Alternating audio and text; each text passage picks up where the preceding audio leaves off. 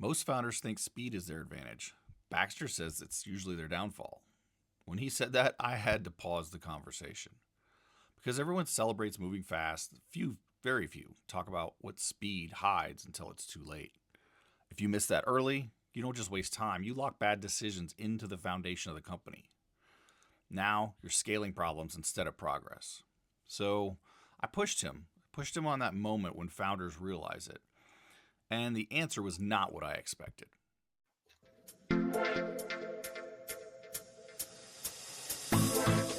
We are the Keyboard Samurai, a podcast focused on sharing insights to help those working in cybersecurity companies, be them technology or services. Each session, your host, Will Klusovsky, aka Will Clue, sits down with professionals in our industry to illuminate topics that will help your security biz, team, or self be better. Let's hack into it now. Hey, everybody, welcome back. Another exciting episode. As always, please like and subscribe, share, all that good stuff. Today, I'm joined with, I think, the first person I've ever met named Baxter. Outside of your dogs. Right. So, Baxter, why don't you give us the 30 seconds of who you are and why we care? Yeah, of course, Will. Appreciate you having me. So I'm the CEO and founder of Alternative Payments. We're a leading payments platform, payments automation platform for MSPs and IT services companies.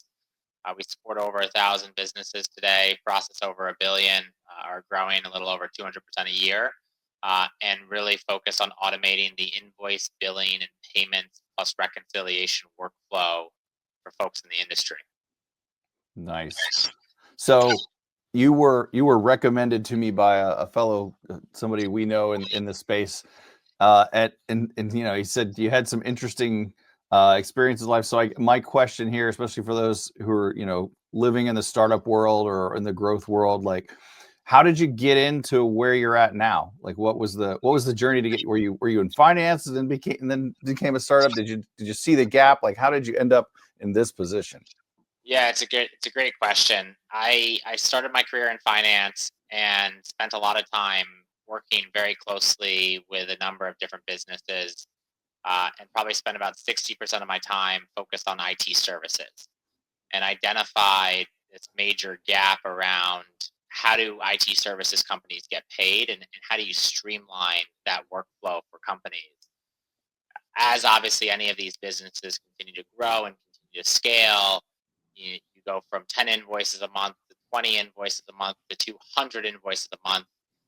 It's kind of the process or a process that you oftentimes forget about, right? You're very focused on how do you provide best in class services? How do you provide best in class support? How do you sell the right product in terms of where the market's going? But some of these kind of core operational feature set, you oftentimes forget about, or you're just not focused on, and somebody else on your team is focused on it. And identified this opportunity and started Alternative Payments 4 years ago, and we scaled the company to over 70 people, focused on the North American market. So it's been a really great run. The run continues, and every day we see more people in the industry that are needing a lot of support and help around these areas. And because a lot of these companies were started by technologists, a lot of them have not focused on the operational expertise and focus, and just kind of some more basic building blocks for business. Right. Yeah, and as somebody who kind of I do advisory services for a lot of those firms that are in the tech and SaaS and startup space, and that's exactly what we see. Is I'm a technical person and I figured out how to solve this problem over here, and that's great, but I maybe don't understand how to market it or how to talk to a buyer or how to do business. So like generally, like I've assessed quite a few businesses, and a lot of the times it's just like you were chucking a truck and then you hired a few more trucks. You never hired a CFO, a CMO. You never brought in people to do those business processes. So I guess you kind of found that way to fill that gap for them. Well, it's really hard, right? I think we're all in the same bucket in different ways, shapes, and forms. And we may have a singular skill set, or we may be a jack of all trades, but whatever it may be, it requires a team to execute, to build these companies. And depending on what your aspirations are, you can stay, as a one-man shop or a two-man shop, like there's no problem around that. But if your aspirations are to grow to 5 people, 10 people, 20, 200 people, right, it requires a team that's thinking about go to market, that's thinking about finance, that's thinking about technology, that's thinking about operations. And we often see a lot of people focused on just the service delivery or just the technical stack, which is super important, right? It's an area where you're going to differentiate, where you can close the deal.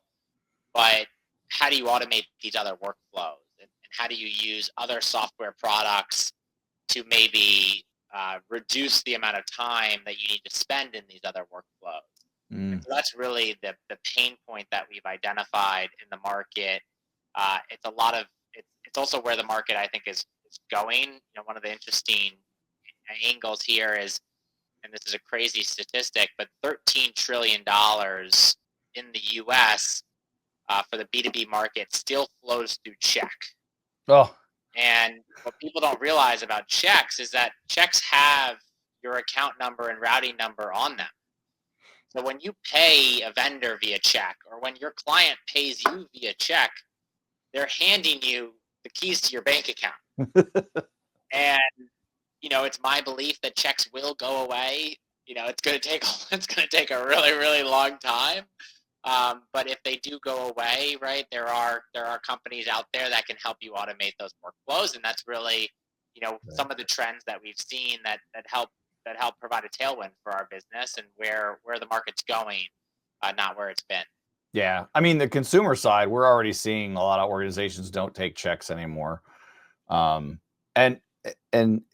yeah, it blows. Like, yeah, my firm, we still get checks in the mail too, right? It happens. You want everybody to be on ACH, ETF, whatever you want to call it, right? But not everybody's still operating that way, and it's kind of crazy. But well, it's also, there's an interesting dynamic too, because like I was just talking to somebody at a staffing firm, and similarly, like, they've got private, they got personal information. They got to be very careful with the data they have for the, the executives they're searching for, doing all this stuff. And they just don't want to, they want to not have to worry about that. So that's kind of where like MSPs and companies like ours come in. It's like, well, we take care of that. And so it's that same situation, like let the organization.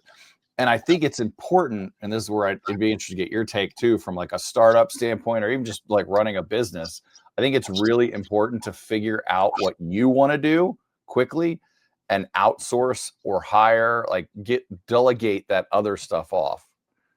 Oh, totally. I mean, listen, it's all, there are all these different steps along the way. And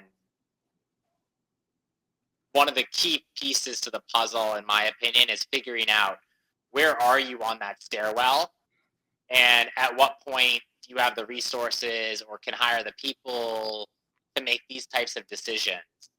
And can you create a little bit of a roadmap for yourself as to how long is that stairwell, right? Is it a 10-year stairwell, and these are the different goals every year that you want to accomplish, and you want to hire and drive innovation and drive revenue growth? And where do some of these systems break, right? And how important is it for you to automate these workflows? And we think about it within our business all the time, which is, we have a sales team, and we have a go-to-market function, and we have an operations function, and we have a small finance function. But what are you prioritizing on November 21st, 2025? What are you prioritizing on January 2026, and how do you plug some of those gaps that allow you to move faster? And that's, I think, the kind of strategic lens and the strategic challenge that oftentimes I think we see in terms of business building, and how do you work through that, either as an individual or with a team, to build the company that you want to build, right? I think it's, a lot of people tell you, this is what you should look like, but you need to look in the mirror and say, well, what do I want to build, right? What do I want to create? And if you're a 2-man shop or a 5-man shop, that may be what you want, and that's great. Like, you should be happy about where you are, but other people may want to grow. It's funny. There's a customer of ours who I've spent a lot of time with, and oftentimes when he gets in a conversation with other MSPs, they'll ask, "Oh, well, how large are you?" And his response is always, "Well, it doesn't matter how large I am." Mm. And the other MSP is kind of like taken back. He's like, "Well, what do you mean?" Like, "Well, what I care about is EBITDA margin." Yeah. And he goes, "Well, what are your EBITDA margins?" And the MSP is like, "Well, I asked you how large you are, not what your EBITDA margin is." This funny interplay because that's what he cares about, and that's awesome, right? So he cares about running a profitable business and taking his dividends out at the end of the year, and he's not as focused on number of endpoints or number of Mhm. employees, and that's great because he knows what he wants, right? And he knows what he's trying to build and what he's trying to create, and that clarity I think is super important for business owners. Yeah, that's it's interesting because it seems like it would be obvious, right? Because that's what, and I know for most startups, it's always, they're never profitable right away. There's always, especially if there's investment and things like that, and they're doing growth modes, or I won't say never, but a lot of times they're in that let's get market share and then worry about profitability later. But a lot of MSSPs, it is a bootstrap kind of thing. It is like, maintain the staffing we have until we absolutely have to expand, because we are looking at profitability, we're looking at EBITDA, and that's what matters. And it's interesting though, that's like he's basically he's like, I know what I need to make, in that scenario, and he's like, I don't need to get any bigger, I can work just as hard as I need to pay my bills and be happy and live the life I want. That's pretty smart on his end. Yeah, I mean, listen, and it's just that clarity, right? And I think that helps us then assess what that roadmap looks like.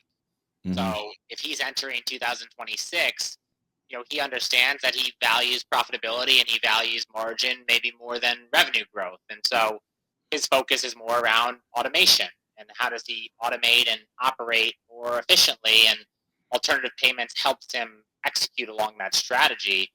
Whereas other folks may be more focused on revenue growth or net new logo growth or M&A, right? And depending on if you have a big team, then maybe you can prioritize a number of different initiatives and work streams. But if you have a smaller team, you need to be laser focused and make sure that you're blocking and tackling and executing as clearly and as efficiently as possible.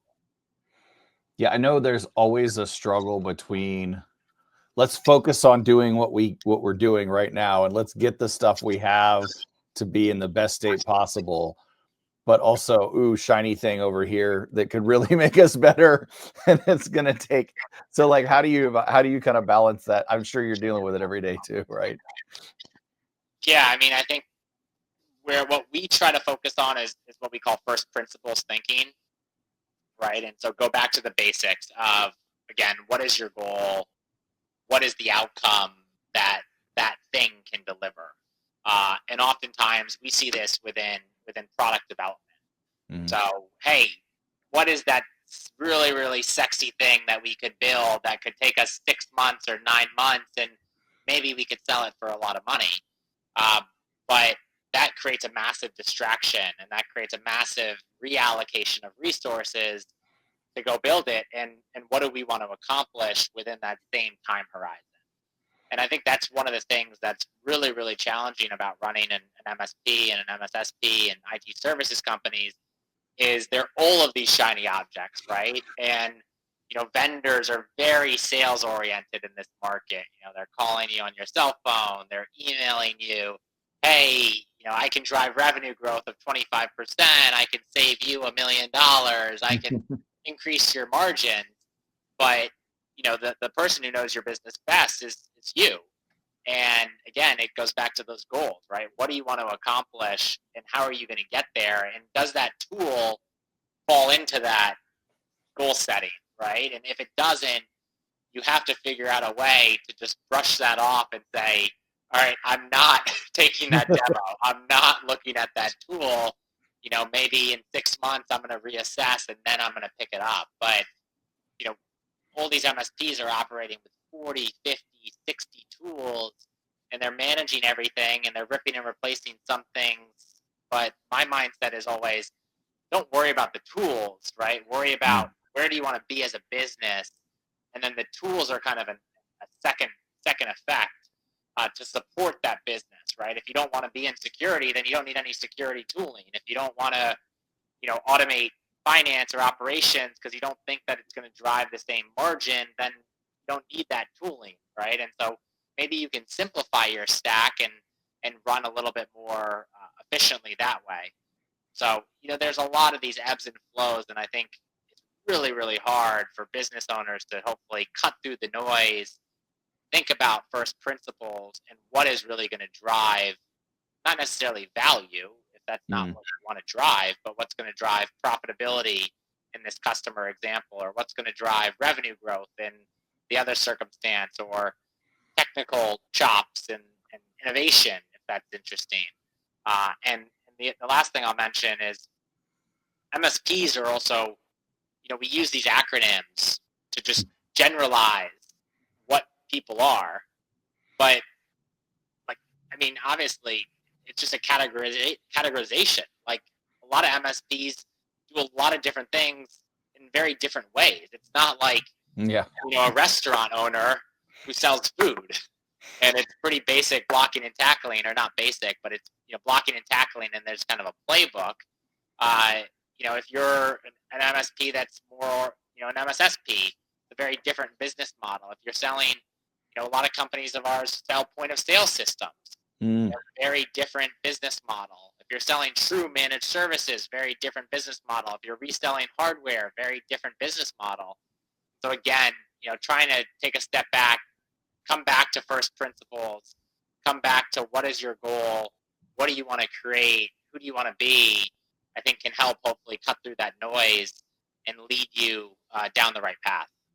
Yeah, I like the first principle. I think I actually just posted about this on LinkedIn a couple days ago, or yesterday maybe. It was the whole idea of technology seems to most in all my decades of doing this, I almost always the conversation is, will we have this problem? Which one of these tools do we buy to fix it? And I'm like, you're not solving the root cause, right? You're addressing a symptom, but you have to dig into what is it that is actually the problem and what is the impact. And I love what you said about the goal setting and understanding, because something else I constantly am telling people, it's like, look, your business should have this big, huge, lofty goals, like a couple things like that you want to achieve, and then the C-suite or whatever that equivalent is for you, they have tasks and stuff that are going to achieve that goal, and the people that work for them have stuff that's going to help them, and then it all flows down so that everybody goes to work every day knowing, I'm doing this so that I help my boss achieve their goals, and that helps their boss achieve these goals, and that helps our company achieve then there's no question of, why am I doing this? Should I be spending my time on this? Is this tool going to be helpful, right? Just having that clarity. And again, we mentioned already, that's kind of like business acumen 101, but a lot of us starting in the tech space, it wasn't something, natural to me. I definitely probably spent way too long in my technical career not understanding that there was a business to be run, and that the world didn't revolve around what Will wanted to do in cybersecurity or IT. Yeah, and listen, it happens. The thing that I try to help people with too is that we're all in this together, right? Some people view me as a vendor in the space, and they think that my business is different. Yeah, there are components of my business is different, and I'm sure our goals may not be the same goals, but we're running a company and we're trying to figure out a lot of the same problems that you're trying to solve. We have a team here that recommended a new tool for us, and when we started to really dig into it, we realized that the tool was basically a software solution that was aggregating other tools.